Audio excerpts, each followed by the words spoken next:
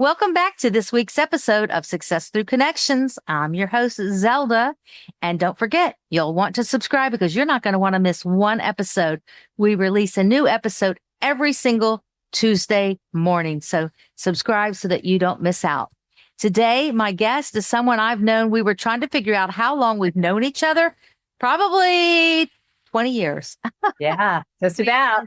We've known each other a very long time. So I have this very special friend, Snowden McFall, with us today. Now, Snowden is a professional speaker. She's a 6-time author. Yes, you heard me right. 6 books. I can't imagine. She is the owner of the company called Fired Up. She is a professional speaker. She's a professional coach. I confess she has helped me with my speaking career. She's just an awesome consultant. She's somebody you definitely want to get to know. Now, she has spoken to the Fortune 500 companies like Apple Computers, Pepsi, Pfizer, Johnson & Johnson, and the list goes on. So she is a passionate community citizen.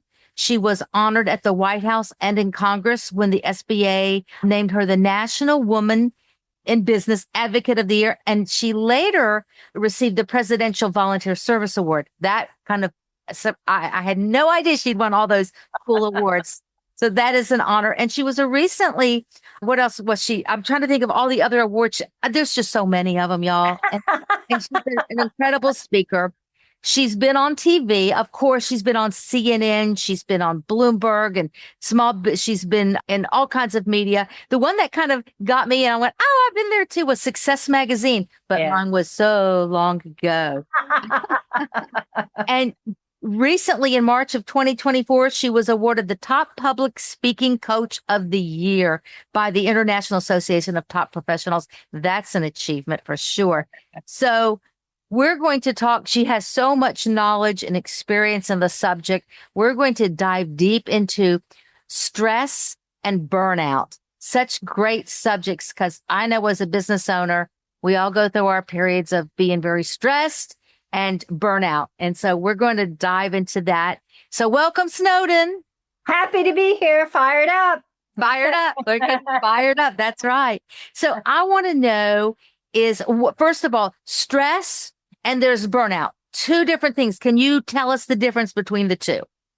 Yes, stress is usually associated with a short-term stressor, something from outside that impacts you. You might have a loved one who's sick, or there might be a job loss.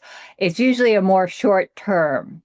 Burnout is prolonged stress over time that results in absolute exhaustion, lots of grumpiness, snappiness, not taking care of yourself, not really being able to function.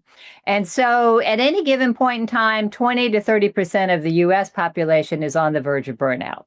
I totally believe that. So are there some early warning signs that someone might be heading towards that burnout, and what can they do to avoid it? Well, one of them is if they don't do anything to take care of themselves. So they don't go see their doctor, they don't get their hair done, they don't do any exercise, they don't do anything for themselves. They're just going through the motions, going to work, taking care of their families, but not taking care of themselves. That's one that you wouldn't think of, but women are especially guilty of that one. And another one is being really irritable all the time and just having very little energy to do anything and feeling a sense of hopelessness, a sense of despair. Those are 3. I can totally see that in people. It's like, and I see people that seem to be on that verge of, they're not necessarily grumpy, but there's something different. And you notice that there's something different about them and they don't have all that energy that they usually have. So those are signs. So many professionals, like you said, they're like, go. So they can't seem to slow down. So are there some strategies that you could recommend to people who are constantly on the go that they can slow down? I mean, it's one thing to go and get your hair done and get your, but what else can they do to avoid that burnout? So I'm going to share with you something that I just learned just today from a neuroscientist. I'm fascinated by the field of neuroscience. And that is, particularly in the United States right now, most everybody, anybody who's seen the news or watches social media, is carrying national trauma in their body. Yeah. And so whether you've seen someone get hurt, whether you've seen immigrants get picked up by ICE, whether you've seen someone have violence done to them, all of that, your body absorbs it the same as if it happened to you. Your body cannot distinguish between other stress and your stress. And so that means our bodies are in elevated trauma stage, which means our amygdala is activated, our immune system has plummeted, our cortisol, which is the stress hormone, has skyrocketed up. So I was listening to, his name is Kevin Spires, and he was talking about, he's a neuroscientist, ways that you can cope with that. The first thing he recommends is stop watching the news for at least 24 hours. Minimum. And, yes, minimum. And if you're scrolling on your device, that's called doom scrolling. And so stop doing that for a minimum of 24 hours. Surround yourself with people who are safe, people that you can be with, that you can completely be yourself and that you are safe with, because your body needs to reset. And then bilateral exercise. This is an interesting one. Swimming, which is bilateral, both arms, and walking are both bilateral exercises because it helps you to reset your body. So those are just some of the things relative to right now in the United States, the national trauma we're all absorbing. In terms of burnout and very busy people, one of the biggest things is sleep. I can't tell you how many people I know have their device next to their head at night. It's so destructive. It's terrible for you. Put your device at least 6 feet away from you. Don't have any devices in your bedroom. Have your bedroom be dark and cool and a place for sleeping and making love, and that's it. Get ready to go to bed an hour before you actually want to go to sleep. And have different rituals that will calm you down. Sleep is so important. The World Health Organization says that less than 7 hours of sleep is a carcinogen, cancer-causing agent. So that's a real big one. Another thing that I've heard about with the phone, in fact, it was Randy Gage. I can't really remember who said it. It was like, it seems like all these successful people are always saying, don't have that phone next to your bed. Well, I have to admit, I'm guilty of it, not to be scrolling, but to say, okay, it is 10:30. You have got to lights out, Zelda. So whatever I'm doing on my computer or reading or whatever, I have to stop, and I don't always do it. But what he said was, and maybe it wasn't him, I can't remember really, but the essence was, when you wake up in the morning, don't grab that phone. It should be the sky before the screen. That's right. Well, and yeah, so if you have to have it by your bed, put it inside your dressing table, so your bedside table, but preferably you don't have to have that. You could have a clock, in your room, a clock instead of your phone. And yes, to have a morning ritual. I mean, mine has to do with yoga and meditation and prayer and focusing on what I want to accomplish for the day. Having a morning ritual calms your whole day down, and take frequent breaks throughout the day. I was just watching another study that showed that when you do intense work for 15 minutes to 30 minutes, and then you go take a 5-minute break that is completely unrelated with something that fills you up, joy, exercise, talking to someone you love, and you come back, your brain can operate at that same peak level. But we don't do that. We end up working for 3 hours and then we're fried. So taking breaks frequently is a really good strategy. I totally agree with that. And I've been guilty of the work, and I have to force myself. Zelda, when it's time for lunch, you don't sit down at the desk and eat your lunch. Go somewhere else, go on the patio or go wherever, but you don't eat at your desk. Yeah, exactly. Looking at your phone and doing all that other stuff. So yeah. So those are all great little tips that will help you avoid those terrible stress and burnout. Yeah, exactly. So in the past, so stress has evolved, I believe, over the decade. Yeah. Yes. And are there some new challenges that people should be aware of? Yes. It's really interesting. The American Psychological Association came out with a study in August on the state of stress in America. And interestingly, 67% of Americans are upset about current events and politics. That's a major stressor for people. That hasn't been a major stressor in the past as much, but it is very much right now. And personal and family safety is another one. I mean, I have a girlfriend who's biracial, and her husband is terrified to let her travel to certain areas because he's afraid people will think that she's an immigrant and pick her up. So your personal safety is a big issue. It is a big deal. Yeah, it is a big deal. And financial pressure. That's, different times throughout history, money issues have been a problem. But people, 318,000 African-American women lost their jobs since April. And I mean, from January to April. So those women can no longer care for their families. They can no longer take care of themselves. Some of them have turned to entrepreneurship. But when you talk about losing your job and not being able to find another one, or if you're a business owner, like so many of us are, and I know a lot of your listeners are, a lot of people were affected by the tariffs. I lost a couple of executive coaching clients because the tariffs and the economy impacted them so much. So those are new pressures because of our current world circumstances. Climate change is also a major stressor for people in light of earthquakes, tsunamis, fires, things that have shown up on a much bigger scale. So that's new too, that's really creating that. A lot of stress there. I can relate. It's like I can't go to the grocery store without saying, well, I wonder how much this is. I have a little pile. That's $100. Here's your one little bag. Oh, 100. Yeah, exactly. $100 will not get you anything. I mean, it's astonishing to me. The dollar store, even now, nothing is not a dollar store anymore. No, it's not. It's $2 or $3 store. It's crazy. It is. And those things will bring on stress. There's no question about it. So what are some daily practices that people can do that will be effective and to help them to prevent them from having all this stress building up in the first place? Well, one of the easiest, I've got my little glass here, 80% of North Americans are dehydrated. And so you need to drink half your body weight in ounces in water. Very good. She's got hers. So you got to drink a lot of water. And if you have a 5% drop in your hydration, you have a 30% drop in your energy. So, 3:00 in the afternoon, most people want to grab a candy bar. If you drink water instead, that will make a huge difference. If you have a 15% drop in your hydration, you're dead. That's how important water is. So drinking a lot of water is very important. It also flushes out toxins. So it's weight control. Oh, yeah. It's great for your digestive system can't function without water. Yeah.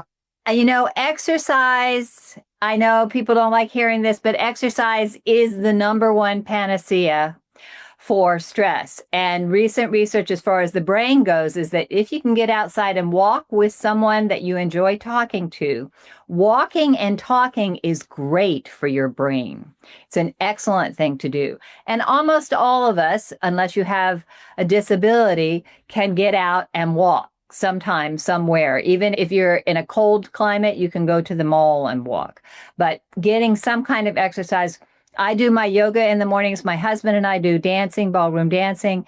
And then I bike at my gym 3 to 4 times a week. So, you just work in more exercise, but that helps you get rid of it. It just helps you let go of the stress. I have a lot of things going on in my life, family members who are seriously ill and different things like that. Yesterday, I came back from my last coaching client. It was wonderful. And then I said, okay, time to go to bike. And I just felt so much better after I did. How do you motivate yourself to do that? Because, most people, including me, just think, oh gosh, I'm going to, it always comes to me at night. Okay, tomorrow is going to be the day. And of course, it just, you start getting busy. So here's my strategy. And I know it sounds like a simple one, but this is what works for me. I take my Kindle with me. I love to read. And I don't take something stressful to read. I take something fun to read. I love to read novels.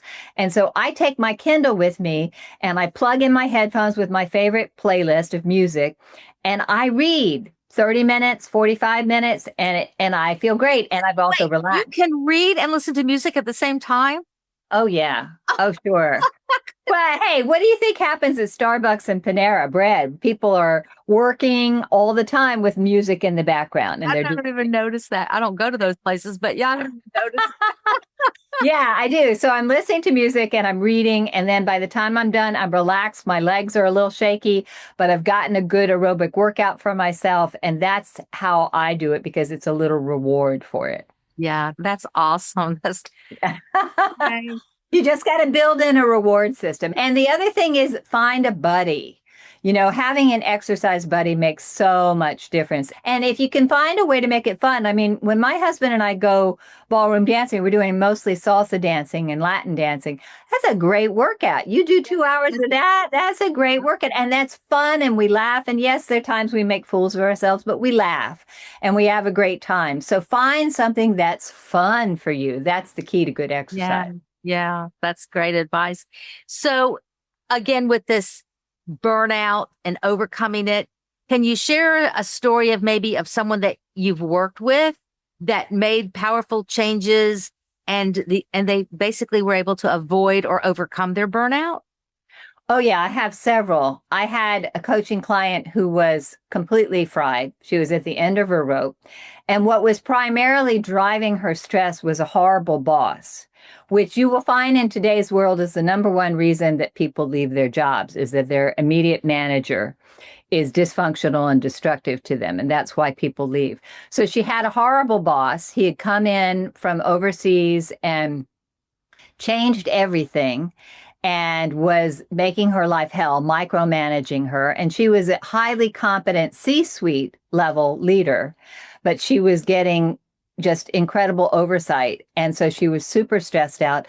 So what we did is we mapped out exactly what her exit strategy was. And let me tell you how it showed up in her body, this stress. This is how bad burnout can be.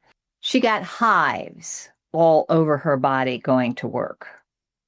Oh, And so we mapped out her exit strategy, what she would ask for, when she would leave. We had that all planned out.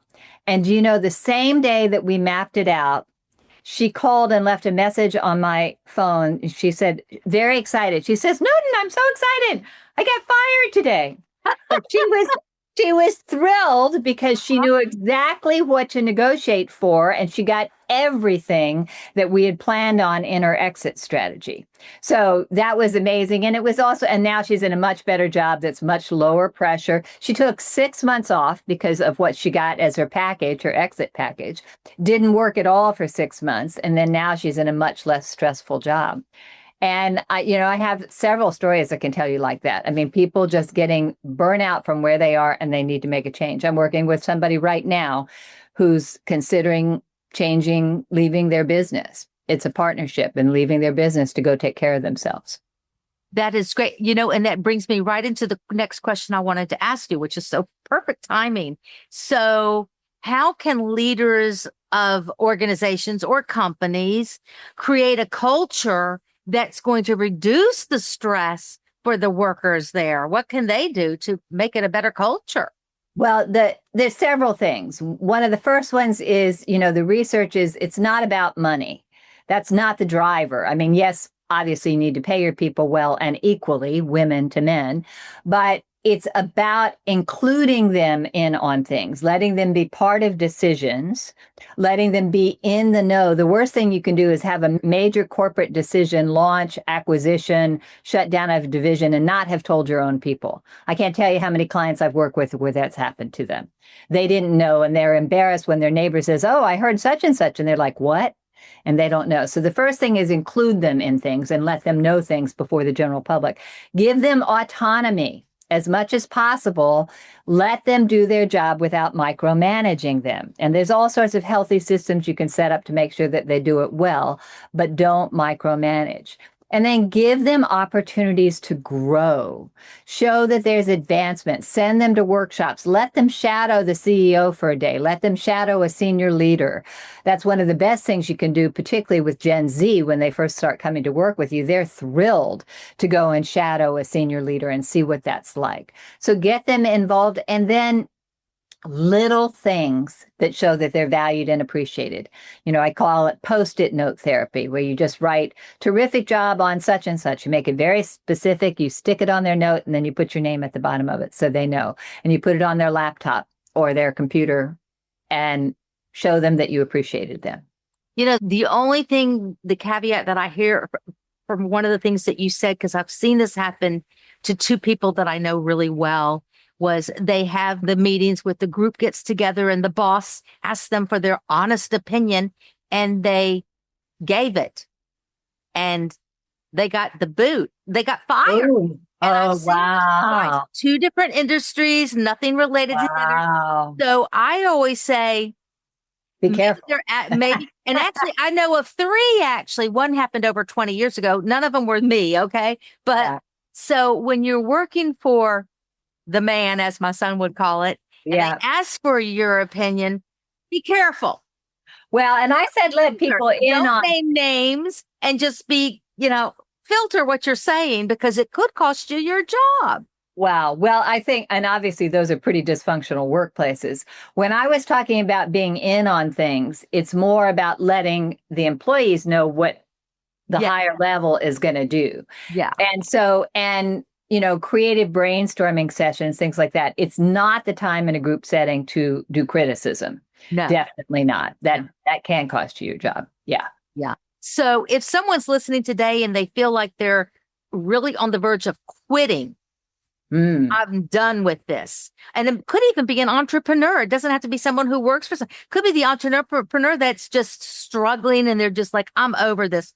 So what's the first thing maybe they should do? The first thing to reset, not quit, don't throw in the towel, but what can they do to reset? Go on vacation. It's one of the most important things you can do. There's a great coach, Dan Sullivan, who had 3,000 coaching clients, and he had them all go out on vacation. They doubled their time off. They doubled their income. Why? Because they had downtime to come up with creative solutions. They didn't have their phones. They didn't have their laptops with them. They just had downtime and they relaxed and they came up with creative solutions. So when I'm dealing with somebody who's really fried, the first thing I try and work out with them is to get on vacation, take time away. And that's time away without your computer, without your phone. I remember working for a corporation doing a keynote on stress and burnout. And one of the employees told me, we all go on this specific cruise because there's no internet. And so and it was really funny. Yeah. It was like, you always want to say, I need to have the Wi-Fi. No, you don't. No, you don't. No, you don't. You need to disconnect completely. Oh, wow. And then the second thing I would say is before you quit or leave, have a backup plan. What are you going to do afterwards? Where are you going to go? What does fire you up? What does bring you joy? What does satisfy you? And start looking at that and start examining where you want to be instead. Because if you leave before you have a backup plan, that might create even greater stress for you. Interesting.